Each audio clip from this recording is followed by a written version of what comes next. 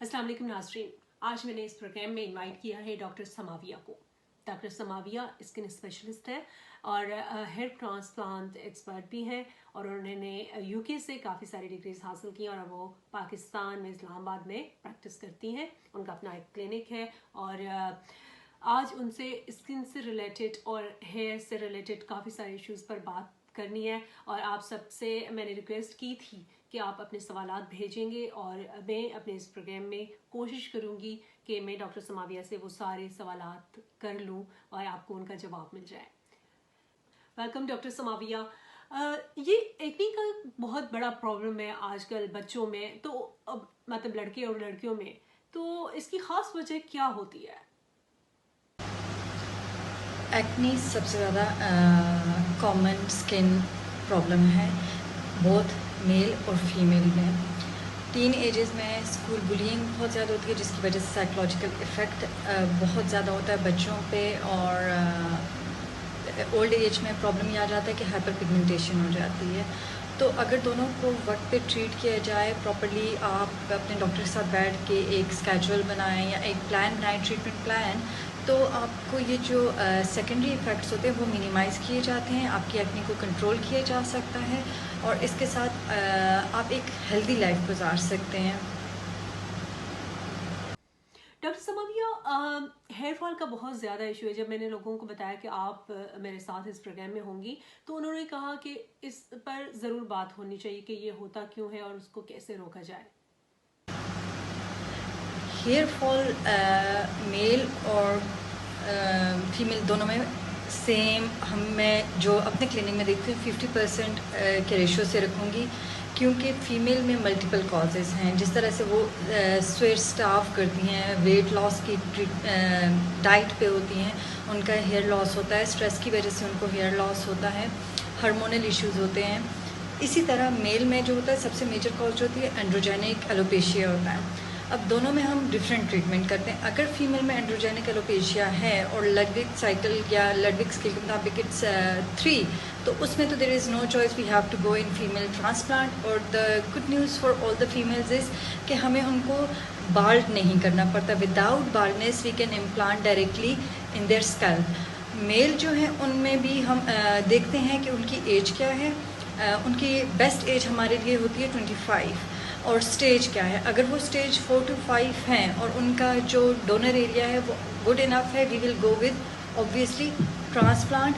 और if he is like 23, 24 और उनका डोनर एरिया भी अच्छा है और वो बाहर मुल्क से आए हुए हैं और वो दोबारा चक्कर नहीं लगा सकते, देन हम बैठ के डिस्कस करते हैं कि हम किस तरफ जाएं। डॉक्टर साहब, ये डार्क सर्किल का जो इशू है वो एज से रिलेटेड है या अच्छी नींद ना लेने से, डिप्रेशन, एंजाइटी और परेशानियां भी इसका सबब होती हैं? डार्क सर्कल्स जो हैं उनको बनने की वजह ये होती है कि हम लोगों के आईज़ के अंडर जो होता है फैट होता है वो एज के साथ ख़त्म हो जाता है। इस तरह बहुत से और फैट कंपार्टमेंट्स होते हैं हमारी बॉडी में, और स्पेशली फेस में जब वो एज के साथ कम होना स्टार्ट हो जाते हैं तो हमें डिपिंग नज़र आती है। इसी तरह डार्क सर्कल्स के भी होते हैं, हमें डिपिंग नज़र आती है, तो हम उसके लिए कार्बोक्सी ट्रीटमेंट करते हैं, उसके लिए अंडर आई फिलर्स करते हैं। इसके अलावा मल्टी क्रीम्स हैं, रोल ऑन्स हैं, हम ये सारे यूज़ करते हैं ताकि पेशेंट को हम बहुत अच्छा रिजल्ट दें। अब डिपेंड करता है कि पेशेंट कौन सी ट्रीटमेंट के साथ कंफर्टेबल है। ऑब्वियसली एवरीवन वांट्स के एक ही बार आए और ट्रीटमेंट हो जाए और लॉन्ग लास्टिंग हो। वो जो ट्रीटमेंट है that is only fillers then. जी, अच्छा डॉक्टर समाविया, मैं ये चाह रही थी कि अब हम फिलर्स और इन चीज़ों पे भी बात करें, क्योंकि अब काफ़ी लोग लिप फिलर्स लिप पर भी लगाते हैं। हमने देखा है लोगों के लिप्स चेंज हो गए और ऑल ओवर ये मिड फेस पे और चिन पे और हर जगह। तो ये क्या चीज़ है और ये नोज राइनोप्लास्टी क्या है? Fillers for nose and that is called non surgical rhinoplasty. और लिप्स के लिए obviously they are my favourite treatment, specially the lip one and the nose, both of them. Nose में हम उनकी यहाँ पे जो एक डिप होती है उसको स्ट्रेट कर देते हैं, नोज़ लिफ्ट करते हैं इधर से और थोड़ी सी स्लिमिंग कर देते हैं और पॉइंटेड करते हैं। सो फार हमने जितने नोज़ प्रोसीजर्स किए हैं, जितने लोगों के लिए they loved it. And with lips I always tell my patient कि ये अपने आप को नेचुरल रखें. जितना नेचुरल रखेंगे आपको उतने अच्छे मतलब आपको एक अच्छी लुक आती है. पेशेंट मुझे कहते हैं कि प्लीज़ हमें इस तरह की, इस मॉडल की लुक चाहिए, या डिफरेंट पिक्चर्स लेके आते हैं, स्पेशली लिप्स की.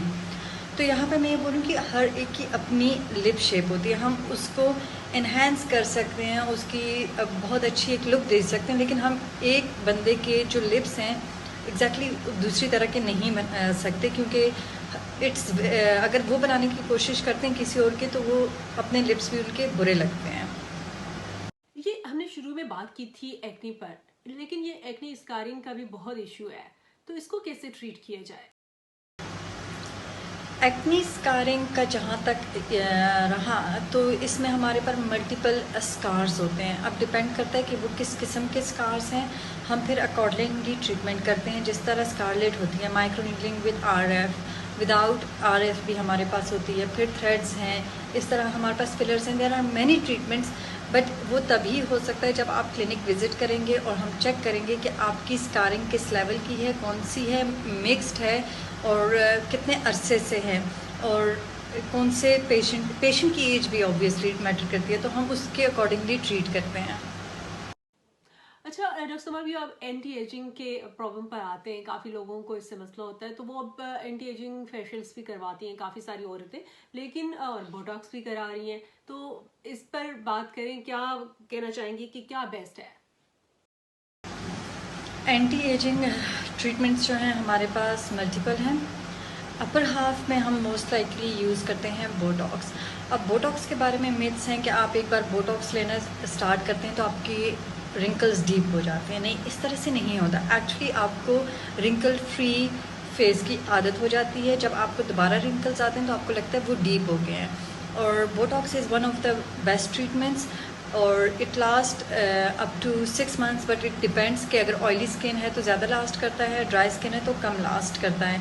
And then lower perioral के लिए आ जाते हैं फिलर्स. थ्रेड्स आ जाते हैं क्योंकि आपकी स्किन लैक्स हो जाती है. जब हम थ्रेड्स करते हैं तो आपकी स्किन वो खिंच जाती है. टर्की नेक आ जाती है एजिंग में, तो टर्की नेक के लिए अगेन वी डू थ्रेड्स. वो सबसे बेस्ट ट्रीटमेंट है. सो इट डिपेंड्स कि आपको कौन सा एरिया बॉदर करता है. कुछ पेशेंट्स आते हैं उनको टर्की नेक बॉदर कर रही होती है, कुछ आते हैं उनको पेरी ओरल, और कुछ को पेरी ऑर्बिटल कर रहा होता है. So we have to mix कि आपके अगर हम ये एरिया ट्रीट कर रहे हैं अपर एरिया, तो आपका अगर पेरी ऑर्बिटल चाहिए तो हमें पेशेंट को फिर बताना होता है कि इट लुक्स ऑड अगर आप एक एरिया ट्रीट करें और दूसरा नहीं. तो ये ऑलवेज जो एंटी एजिंग ट्रीटमेंट्स होती हैं ये कॉम्बिनेशन में होती हैं. सेपरेट अगर आप लेते हैं तो वो थोड़ा सा आपके फेस को ऑड लुक देती हैं. जी डॉक्टर समाविया, हमें एक्सफोलिएशन, डीप एक्सफोलिएशन और डर्मा प्लानिंग के बारे में बताएं. एक्सफोलिएशन ऑब्वियसली लोग बैठ के घर पे डिफरेंट स्क्रब्स से करते हैं, डिफरेंट क्रीम्स से करने की कोशिश कर रहे हैं, या सैलून्स में जाके करते हैं. जो डीप एक्सफोलिएशन होती है वो डर्मा प्लानिंग से की जाती है. वो सिर्फ वही बंदा कर सकता है जो क्वालिफाइड हो. आप प्लीज़ घर पे मत ट्राई करें, क्योंकि उसके साथ जो ब्लेड होता है उससे आपको कट्स लग सकते हैं. इससे डीप एक्सफोलिएशन होती है. In combination if we go with hydra facial और माइक्रोडर्माब्रेशन और केमिकल पील, आपको बहुत अच्छे रिजल्ट्स मिलते हैं. इस तरह के रिजल्ट्स मिलते हैं कि आपकी स्किन ग्लो करने लग जाती है और आप फील करते हैं कि आपकी स्किन फ्रेश हो जाती है. डर्मा प्लानिंग के बारे में again there is a myth कि डर्मा प्लानिंग से आपके जो वेलिस हेयर हैं, जो साइड बर्न्स हैं, वो थिक आ जाते हैं. ऐसा कुछ भी नहीं होता. एक्चुअली वो ये सिर्फ आपकी स्किन को एक्सफोलिएट करता है. जी, हेयर रिमूवल के बारे में बताएं, और ये बताएं कि लेज़र और इसके डिफरेंट टाइप्स क्या हैं, किस तरह किए जाएं, क्योंकि काफ़ी ख़वातीन घरों पर बैठकर हेयर रिमूविंग कर रही होती हैं. हेयर रिमूवल डिफरेंट टाइप्स के लोग चीज़ें यूज़ करते हैं. कुछ लोग क्रीम यूज़ करते हैं, कुछ ब्लेड्स यूज़ करती हैं, फीमेल्स थ्रेड यूज़ करती हैं, वैक्स यूज़ करती हैं. इनमें से कोई भी सोल्यूशन परमानेंट नहीं है. अब हम अगर लेज़र की तरफ आएँ, there are multiple types of laser जो कि यूज़ किए जाते हैं। कुछ क्लिनिक जो है लेग्स एंड ब्राइट यूज़ करते हैं, कुछ एंटी-यैक यूज़ करते हैं। There are different. अब आपको कौन सा सूट करता है, ये डर्मेटोलॉजिस्ट ही आपको बता सकता है कि आपकी हेयर टाइप और स्किन टाइप के मुताबिक हम ये वाला लेज़र करेंगे। लेज़र जो है, आपको एक चीज़ पता होनी चाहिए, जो हार्मोनल डिपेंडेंट एरियाज़ होते हैं उसमें हम लोगों को ज़्यादा टाइम लगता है कि उसके रिज़ल्ट्स आने में, वाइल जो नॉन हार्मोनल डिपेंडेंट एरियाज़ होते हैं उस पर रिज़ल्ट्स जल्दी आ जाते हैं। Normally keep in mind 6 to 8 section होते हैं, मंथ अपार्ट होते हैं, लेकिन किसी के इंक्रीज़ भी कर सकते हैं और किसी के डिक्रीज़ भी कर सकते हैं, क्योंकि हर एक की hair cycle, hormonal cycle different होती है। जहाँ तक मेल का रहा तो वो ज़्यादातर अपने चीक्स से करते हैं, नेक से करते हैं। ये जिनको फॉलिकुलाइटिस होता है या इस तरह की डिजीज़ होती हैं तो हम उनको फिर कहते हैं you have to take from the chest area, आपको रिमूव करना पड़ता है, और बैक से भी, क्योंकि वो शेव करने से उनको फॉलिकुलाइटिस ख़राब हो जाता है। Thank you, Dr. Samavia, for giving us time, and it was pleasure having you in this program. नाज़रीन, इसी के साथ इस प्रोग्राम का वक्त ख़त्म होता है। अगले प्रोग्राम में फिर हाजिर होंगी, तब तक अल्लाह हाफिज़।